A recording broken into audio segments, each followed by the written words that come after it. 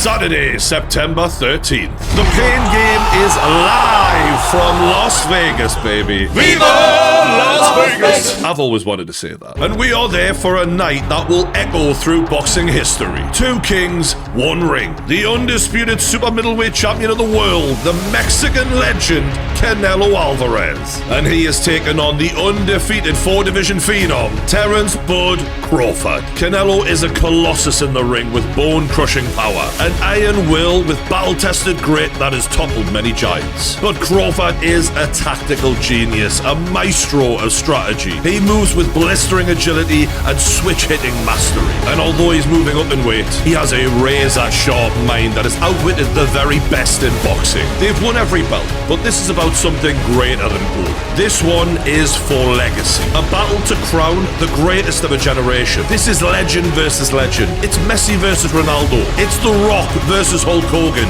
It's boxing's own icon versus icon. It's another epic Riyadh Season Card. It's Canelo versus Crawford, the fight that crowns a legend. Witness the greatness live from Las Vegas on the Pain Game.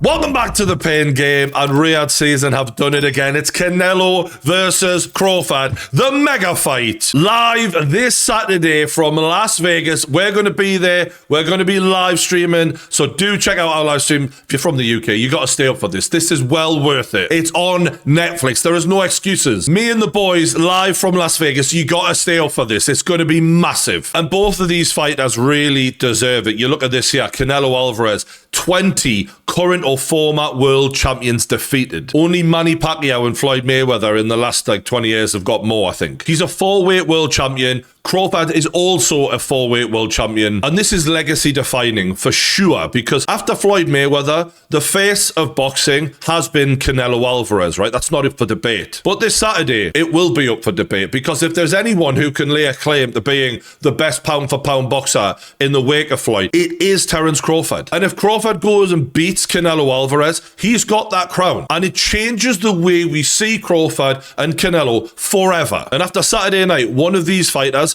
is sitting at the top table in boxing with the other GOATs like Muhammad Ali. They've got everything to lose and everything to gain. The consequences for this fight are massive. And look, they've both had huge careers, right? Canelo, 35 years old, Crawford, 37.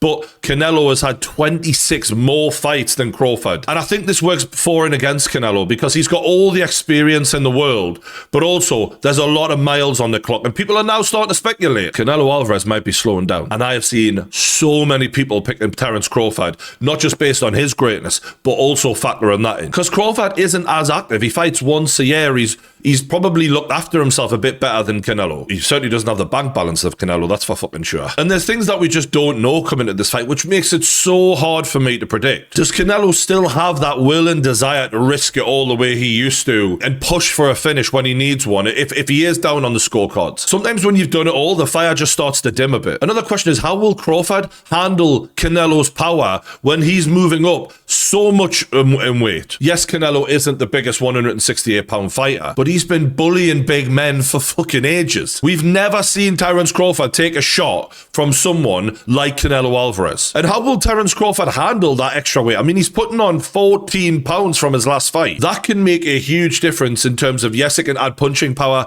It can also make you a bit sluggish. It can make you tire earlier in a fight if your body isn't physically big enough to carry that weight. However, judging by this picture, he looks in unbelievable shape. If you're a Canelo fan, this should worry you a bit. And I'm not saying because he's jacked it means he's going to win the fight or anything, but because he looks like he's carrying the weight very well. Yes, he's added muscle, but he's not added a whole bunch of fat with it. I mean, he looks in better shape than Canelo. He looks shredded. And he looks like someone who's packed on enough muscle so that when he does hit Canelo, yes, he might not knock Canelo out in one punch. Like, no one's ever been able to fucking hurt Canelo, really. But he needs enough pop in his shots to get that respect so that Canelo can't just keep walking forward like it's nothing coming back. And that looks to me like what he's achieved in that physique. Because Terence Crawford is a thinking fighter, and he needs time and distance to be able to do that thinking. And if Canelo's just walking forward with no regard for what's coming back, you don't get that time. And he needs it. And he's done the work.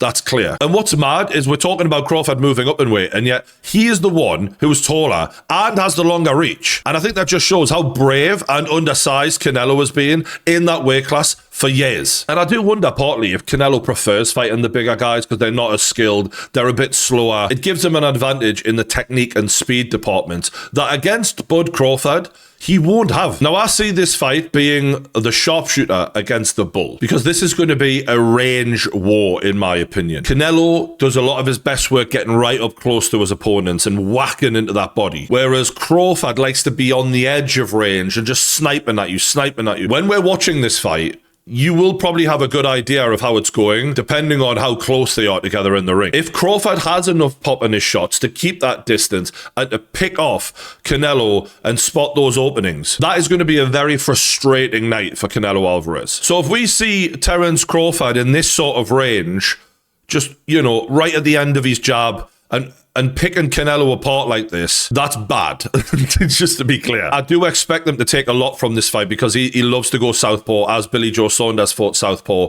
And look, I mean, he's having a lot of success in this round. And he did have in large parts in this fight. And I put Terence Crawford way above Billy Joe Saunders in terms of ability. And you see here in the Crawford versus Spence fight, this is the sort of range Crawford wants it to be at, right? Right on the edge of his jab, just like Billy Joe there. Just keeping the distance as Errol, and then using that spear right to the head. And he'll just snipe you all fucking day like this. I mean, it's his comfort zone. No problem at all. Just maintaining the distance. If it's like this, it's a lovely night for Crawford. And look, a lot of people are saying Crawford needs to be on his bike, right? He needs to run, basically, and, you know, jab him a couple of times and run, and jab him a couple of times and run. Similar to what Skull tried to do, just didn't really do much jabbing. But that isn't really Terence Crawford's style, in my opinion. That would be requiring him to do a whole different style of fighting after adding a lot of weight. For me, part of Crawford's genius is creating angles. He doesn't run away. He just shifts and changes and creates better openings for himself. So you see here, Avanesian here, just trying to pin him down, moving forward in a straight line, and he'll step off, change the angle. And he'll continue to do that. And he'll just make sure he's a moving target, but he's not running. And I think that's going to be necessary for him to win this fight. He cannot stand still for too long. We've seen Alexander Usyk, when you're fighting bigger guys who hit harder, you got to give them a moving target. Doesn't have to be crazy, running all over the place, but just keep moving. Here we've got Bud again at that range that he loves so much, just on the edge of the jab there.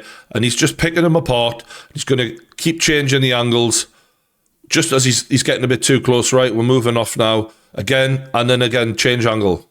And again, I think the more he can do this, the better. Because Crawford has brilliant footwork and he's got such a good idea of where his opponent is and how far away he needs to be at all times. And in my opinion, what he wants to do is get Canelo frustrated, get him trying to close the distance desperately, overreaching, because that's when the best opportunities will come for Crawford to counterpunch, which is what he is unbelievable at. Now, it isn't all plain sailing for Crawford, because the problem with that style is it requires you to be so elite to keep pulling it off and keep evading your opponent's punches that sometimes even Crawford gets caught flush. Because as much as I think Terence Crawford's offensive skill is on a level of a Mayweather, for example, he's probably better offensively than Mayweather. Defensively, he does get hit clean. He has Errol Spence here, and he'd been getting his arse kicked at this point, so there wasn't a lot behind the punch. But you see here, with this backhand, he cracks Bud Crawford right flush on the chin. Luckily for Bud, there wasn't much behind it. But what I'm saying is, if you allow Canelo Alvarez at 168 fucking pounds to do that, you could be in big trouble. This is the Avanesian fight in the first round, and he gets clipped right on the jaw here. Like that overhand right, if Canelo delivers that, you're in fucking trouble. And you see here in the Madrimov fight, Madrimov clips him straight down the pipe, bashes him right on the fucking chin. There will be opportunities for Canelo. That's the thing. This isn't just going to be a boxing masterclass where Crawford doesn't take any punches and he just dances around Canelo. I don't see that being the way he goes about this. He can do it for a couple of rounds maybe, but it's just not the way he wins fights usually. And I don't think it's a good idea, because Canelo, when it comes to getting a decision with the judges, if you're not proving that you're you're beating him, I don't know if you're getting it. You got to do what Bivol did and really put a fucking mark on it to win against Canelo on the judges. Now, I expect Crawford to fight southpaw for a lot of this fight because it gives him the opportunity to just use that lead hand and keep as much distance between him and Canelo as possible. And I do think we've seen in that fight, although it wasn't, you know, this is the old Canelo, ways where Canelo can smash him to the body like he just did there, get up close, jab his way in, and whack him right into the fucking gut there. And that's going to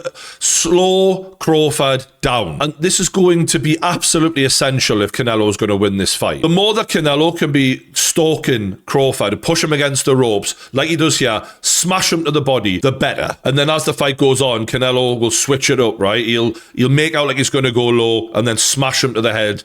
And you see that got a reaction there from Billy Joe, and then he comes back to the body and just keep beating him up, man. You just need to keep piling the pressure on, because when you've got a sniper like Crawford, you can't allow him to work and give him the space. You've got to be so fucking on him and put the kind of pressure on him that no one's ever put on him before in a fight. Make him feel every single pound of that 168-pound weight class he's just jumped up into, and make him think, fuck me, what the fuck was that? Because the reality is, Canelo bullies way bigger men than Terence Crawford. So this should be very difficult for Crawford, even if Canelo isn't what he used to be. Because the heavier you get, the worse the consequences are. That's why in heavyweight, you can't take the risks. You can't just get clipped on the chin and just shake it off and keep going. You go down. And any mistake Crawford made in the past will be punished way worse in this fight. My worry for Canelo is yes, he's got a great chin, but it's the ones you don't see coming that often knock you out. And actually, Terence Crawford will be better at delivering shots that he wasn't expecting than the other fighters that he's faced before. He's very good at disguising shots and just being sneaky. Even against Spence, right, where Spence was fucked in this fight, even he was able to back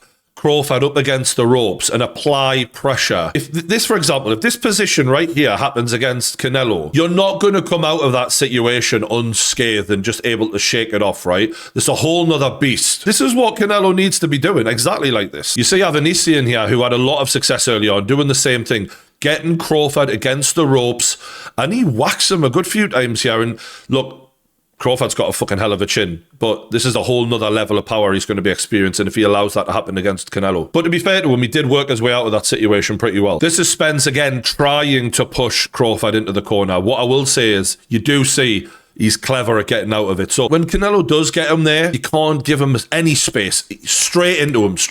No fucking around like that. For example, I can't believe I'm using this fight. If we see this sort of action from Canelo, and, you know, just allowing, you know, the food to get out of the way, I mean, it's over. Canelo might as well just fucking give up immediately, because you need to be like a ravenous dog. When you get him into that position, you close the fucking distance and you get into him. None of this shite. This would be a nightmare. What I would say is there are options as well for Crawford when Canelo gets up close. Stuff like this here. Catch and counter. When you feel that pressure, the minute he taps you, release a fucking shot. One to the belly, one upstairs. That was beautiful. And as much as you can see the game plan for Canelo, I do worry about, has he got the stamina, the desire, the urgency to keep his foot on the gas against Crawford like he did 5 years ago, I think it was, against Billy Joe Saunders. Like, he was fighting like a man desperate to get the finish then. He hasn't fought like that in a while. And now, a word from our sponsors. What if I told you that your online information could be publicly accessible very easily right now? I'm sure you've heard about the Online Safety Act that's just been brought in the UK. This thing is making us verify our age on pretty much every website that's even worth going on, especially the fun ones. Now, the problem with this is we all know how easy it is for these third-party companies to get hacked. Next thing you know, your private information is in the hands of all the wrong people, and who knows what damage they could do. The good news is that Incogni is here to save the day, and they can help by removing all of your private and personal information from the internet. Just click the link in the description below and you can get 60% off your annual plan now. And I've mentioned before that these data brokers who are scouring the internet for your personal information, they're looking for your email, your full name, your address, and anything else they can get their hands on. And best case scenario, you get hassled with sales calls. Worst case scenario, they run a bunch of scams and try and get your money. We hear about it all the time where people have bank cards taken out in their names and all sorts. It's mental. But Incogni stop all that by reaching out to these data brokers and making sure that your information is deleted. And they can also look into any specific website you want where your personal information is and get it removed. It's really easy to use. All you got to do is open your account, tell them whose information it is that you want removed from online, grant them permission to work on your behalf, Sit back and relax, and they will keep you updated along the way. And the best thing is, it's risk-free for 30 days, so you can try it, and if you don't want it after the first month, you can get a full refund. So take back control of your data now and get 60% off your annual plan when you click the link in the description below. Go to incogni.com/paingame and make sure you're protected now.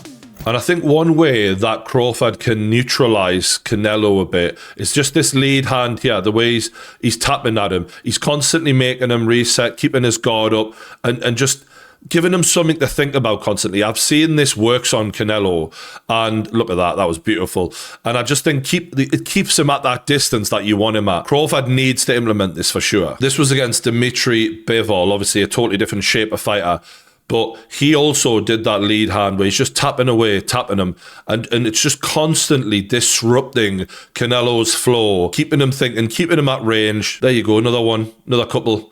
And he fucking hates it, Canelo. He really doesn't like that. And then after that, you know, if you do follow the Bivol game plan, you can use that to set up your combinations and really go to work and just not give Canelo time to get going, really. It's hard to say that Crawford can do that because Bivol had a lot of size and weight behind those punches, so he could be the dominant one in there. So I don't know if Crawford can do that the whole fight the way Bivol did.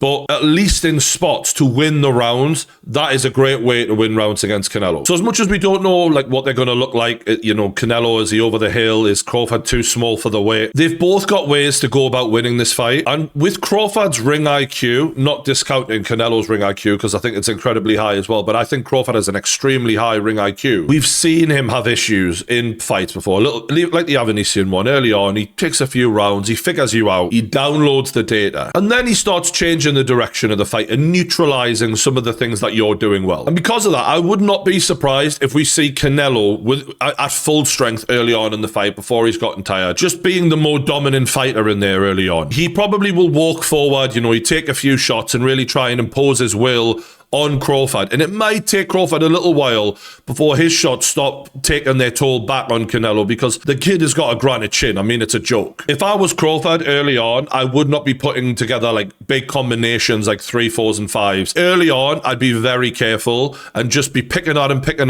and keeping on the move and wait until he slows down a bit before you then start piling on your own combinations. And what I love about Crawford is because he's got so many weapons to choose from in his arsenal, he can try loads of different things and see what eventually works and then go down that road. And I think as they're both downloading each other's data, in particular Crawford, I think because he's the one who's got more to overcome in terms of physically, Canelo is stronger than him in my opinion. So he's the one who's going to have to use his brain a little bit more. And as Crawford learns Canelo's game, one of two things will happen. And I'm going to use the Madrimov Crawford fight to show what I think could happen, because his right hand, Madrimov's, landed a lot in this fight. I mean, it was surprising. And I thought, there you go, right hand, another right hand, sticks his tongue out, and another right hand.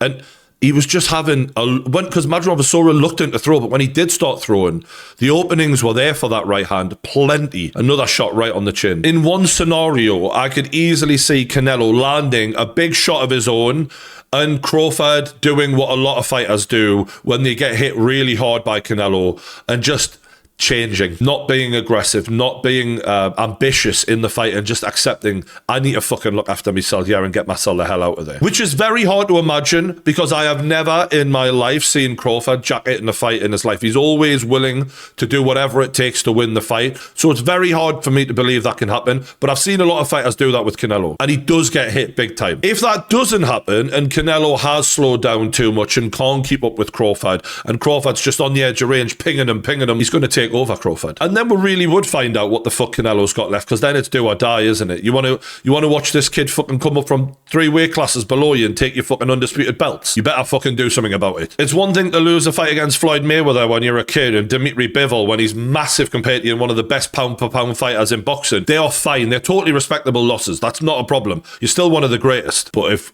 Crawford does this to you and takes away your belts, people are going to say he was never as good as people made him out to be. He was overrated. That's going to happen if he loses this fight. And he cannot let this happen. He is Canelo Alvarez. Dominated boxing for a decade. There's no way he can allow this. He has to be motivated. Because I'll tell you one thing, watching Crawford against Madrimov, all right, it may not have been Crawford's best performance, but fuck me, he looked motivated. Like, he was really trying to the bitter end. It wasn't like Canelo's last fight against Skull. I mean, he was really trying to make a statement.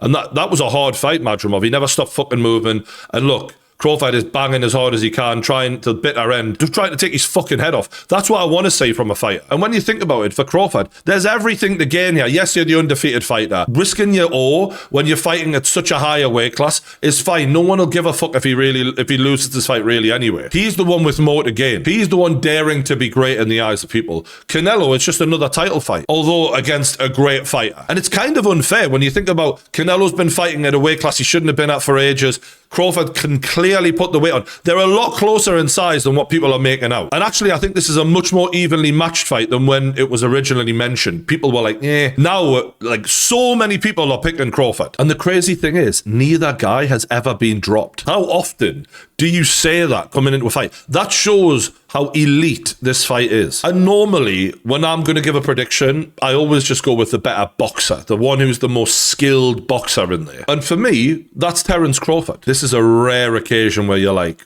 yeah, but Canelo's fucking skilled as well. And he's a hard bastard. And he's been at that weight class for a long time. Punching fuck out of bigger men than him. It's such a hard fight to predict. I look at this fight from a year ago where Canelo dropped Berlanga. And look, I'm not saying Berlanga's the best fighter on the planet, but he's a big fucking kid, right? He's a big lad. Canelo dropped him easily. As bad as that William Skull fight was, I think a lot of that was down to William Skull and just the lack of juices that were there for Canelo to rise to the big moment. This is as big as it fucking gets. You can see in that Berlanga fight, he's still got something left. And to fill out that stadium in Vegas, 70,000, and know that everything is on the line here, you got to imagine that the man of the moment, the one who always delivers, Canelo, will be giving it everything he's got in this fight. And as much as I think Crawford is one of the best pound-for-pound fighters in the world, he's had one fight 154 pounds and then moving straight up to 168. Like, who does that? And I'm amazed by it. It's so ballsy. But logically, this is the thing I'm trying to hold on to here because I'm an emotional fight fan. You shouldn't be able